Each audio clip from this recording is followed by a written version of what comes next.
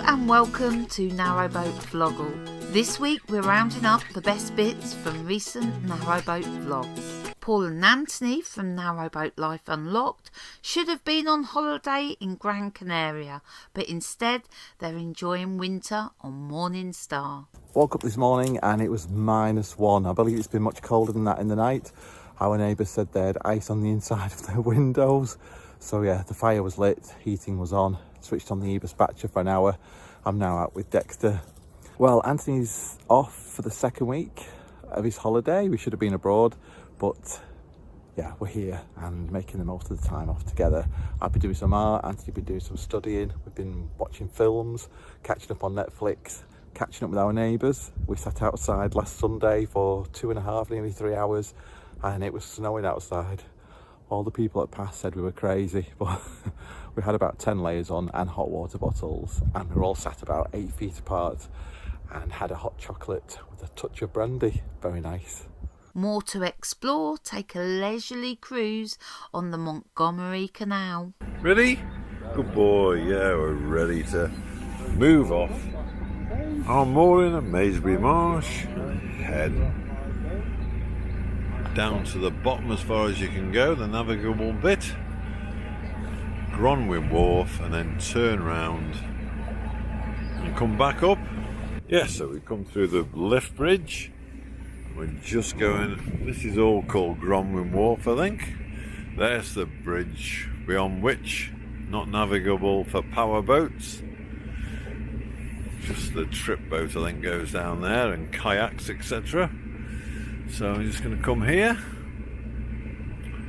and do a bit of reversing, I reckon.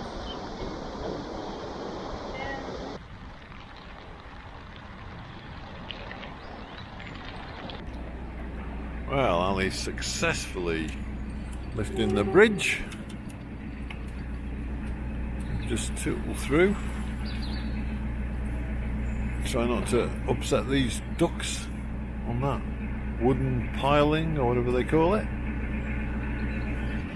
And yeah, I think that little bit of arm coat at the front there looks as if it'll do the job for us for one night, or maybe two. Vlog from the Frog goes stir crazy at Crick Marina. Oh, sorry, I'm putting together one of my Santa presents. This is a weather station. So instead of looking out the window and seeing what the weather's like, we can now stay inside with our eyes shut. No, you can have your eyes shut actually, because there's a remote sensor inside that tells you what the wind is doing, what the barometer, what the air pressure is, whether it's raining, what the temperature is, both outside and inside the boat. Most of it. I've just put the display on colour loop, so that means it goes through 256 different colour changes automatically over time.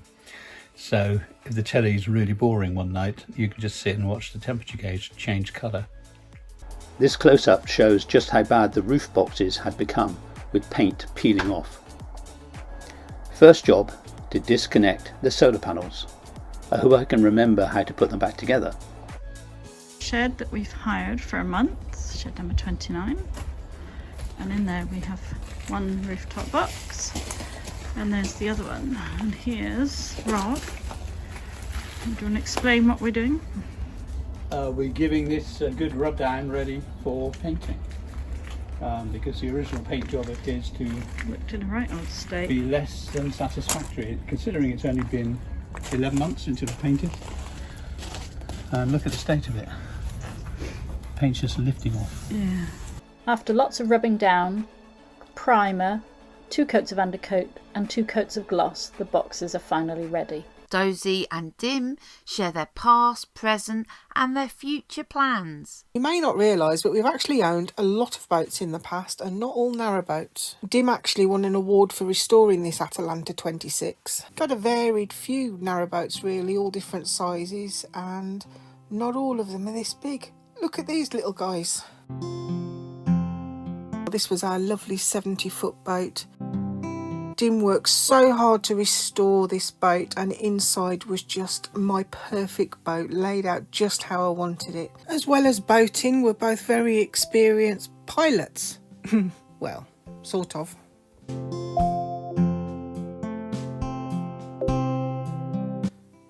Look how confident we are flying a passenger plane. Maybe I should stick to the ground. We've also had a few different versions of camper vans and motorhomes in the past. To be honest, it's been an absolute joy to share all these videos with you. As I say, we've been to some amazing places, but we're going to see a lot more. But we want to bring you all our travels, from wherever it may be. It could be this country, could be abroad, could be in the camper, could be in the boat. Float in our boat, meet with the coal boat and restock with fuel. They've been going through the snow, through the really bad cold weather. They break the ice to get through, and they've been travelling, I know, well into the night, some nights in the dark, just to get our supplies to us all. And I don't know where we'd be without them, and they're always cheerful. Thanks, Roberta. Cheers. Thank you. See you in a couple of weeks. That's that done. It's now 2:45. We left 4 hours ago, so it's an hour's cruising to get there, an hour's filling up, half an hour having lunch and half an hour in the shower. It's going to be my 60th birthday in 2 months, and I can't believe it. It's just unbelievable. I can't believe it. It's unbelievable. But it seems like the older we get, the more things we discover that we want to do, don't we? You know, Who knew when we were 40 that we wanted to live on a boat, or we wanted to do camper vanning, or all sorts of things we didn't know when we were younger. It's only now that we've decided and discovered all these things to do. So we've got to squeeze in our autumn and winter years, camper vanning around Europe, which I discussed about earlier, canal cruising still, yeah, and living in a croft in Scotland. Yeah, or at least having a little bit of land, maybe somewhere. Yorkshire or out of the way. Yet another canal adventure are joined by members of Mark's family as they continue their journey back up the Aylesbury Arm. And welcome to yet another canal adventure. It's the 8th of September 2019, around midday, and we're off. Today we're heading towards the village of Wheelstone. It's a warmish day and we appear to be having a smidging of an Indian summer. We've been joined on board by Mark's family, and we will be putting a few of them to work as crew members during this journey. Mark provides guidance on steering the boat using the time-honoured directions of "my way, your way." It's a different take on the popular catchphrase "to me, to you," as said by the Chuckle Brothers. Tim and Sam from Chugging Along share how they're getting on with their compost toilet. They also share news from the Canal and River Trust, who have changed how boaters can use their facilities to dispose of their waste. Okay, so quite simply it separates what you create into two compartments. So we have our jar of honey and our box of chocolates. Okay, so the jar of honey is 6 litres, and when that is full, which is usually every 2 to 3 days with us two living on board, so yeah, you put the screw on, lift it straight out, and then usually I'll walk into a wooded area, you know, where there's no one around, and then I can just pour it away. And then you've got the box of chocolate. So we put 2 bin liners over the box, so yeah, it's sort of double bagged, and then a layer of compost on the bottom, a little layer of sawdust, and then every time we use it we put some sawdust on top of it to just to sort of dry it out. And then we have a 12-volt fan which barely uses any electricity, just to sort of keep it sort of fresh, and that blows into a carbon filter which we have there, which we replace, or we will replace, every year. Now it is time to read and share that statement from the Canals and River Trust. So yeah, this is something that is affecting people that have spent a lot of money, haven't they, upgrading their boats and sort of believing something that was all right, and now the news has come very suddenly. So this is what they said. They said composting toilets are increasing in popularity, particularly in areas with few facilities or very busy areas that suffer frequently malfunctioning pump-out machines or LSAN units. So yeah, they've acknowledged that. Right. They say composting can be a great solution, but there are some important considerations for people choosing this approach.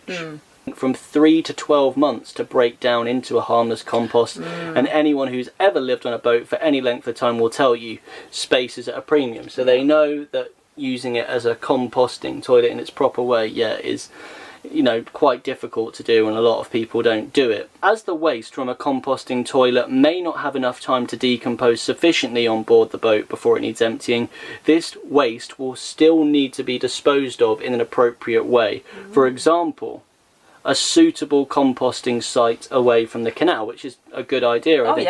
It should not be put in our bins, and that is the key quote there, because that is what most people do. It should not be put in our bins, and absolutely must not be disposed of on or near the tow paths, obviously. Kaylee from Liveaboard Lifestyle shares a day in the life of a solo female boater. I'm just back from my run. I'm just going to take the rubbish along to the bins, and then it's time for coffee. So before I make coffee, I'm just going to turn the hot water on. The hot water takes about half an hour before it gets hot enough so I can have a shower. So I'm just going to quickly show you that now, and the water can heat up whilst I have coffee. So this is the control panel for my central heating. So I just press it here twice, and then this little red light comes on, and that's it. I'll have hot water. So once I've made my coffee, I like to put on some music and write down what my plan is for the day. Today's quite a busy day. It's a filming day. I've got a few bits of work to do and a couple of boat jobs, so it's pretty full on. Wow, look at the state of my hair. And I need to have a shower and wash my hair. Tell you what guys, living on the canal, the boat gets minging. I've cleaned this boat so many times, but with the dogs, when they come in from the muddy towpath, they just spray dirt everywhere. So if you are considering painting your boat white like I have done, and sometimes regret it, make sure you use washable paint, because you will have to wash it all the time. I've just finished cleaning the kitchen. It was pretty bad. Having the coal fire generates so much dust, so it's so difficult to try to keep it clean. But I've cleaned it all, I've polished everything, and I'm really pleased with it. So the next job on the list is to fit this water filler cap. So the other one I have is completely rusted and it just slips straight out. So these 4 screws need to be pilot holed and then screwed in, so that you can't just lift the cap off, because at the moment if there was dirt in the front of the boat it would end up going in the water tank, and then you use a little key to open this bit. So 4 holes drilled in the front of the boat. Let's hope I can get it right. Gareth from Life on Rosebud has created an online listing directory to make finding and booking moorings at marinas simple, quick and easy. This is a video dedicated to a project that I've been working on for the last 4.5-5 months or so, and hopefully it's going to be very, very, very beneficial to you all. Back in August 2020, we were looking at buying a boat. And obviously one of the main things that you need to keep in mind is when you buy a boat, you need somewhere to moor it if you're not a continuous cruiser. You know, I was spending hours on Google search looking at nearby marinas and just comparing them and seeing if they were the right fit marina for us. If you visit marinamoorings.co.uk, you enter your search or you type in a nearby search, you'll see a list of different marinas appear. And you can select your radius, so you can do 20 miles, 10 miles, or 25, 30, 40 miles, however many miles you want.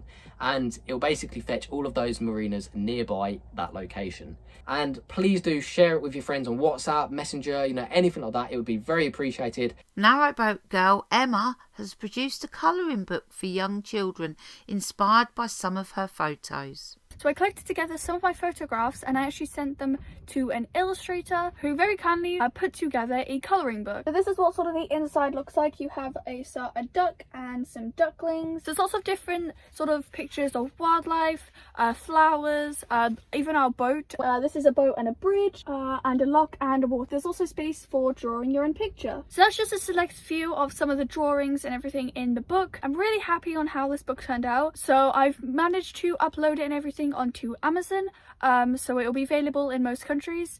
So if you'd like to have a look, I will link sort of to the book in the description box. I definitely recommend you go check it out because I am actually really proud of how it turned out, and I actually also learned a lot of like stuff along the way of making this book. Lumpy from Narrowboat Natterings shares a collection of his singing clips. Down the road I looked, and there runs Mary, hair of gold and lips like cherries. It's good to touch the green, green grass of home. Salve Regina, Mater Misericordiae, vita dulcedo espes nostra. Salve, salve Regina. Underneath the arches, I don't know the words today. Join us next week for another Narrowboat Vloggl.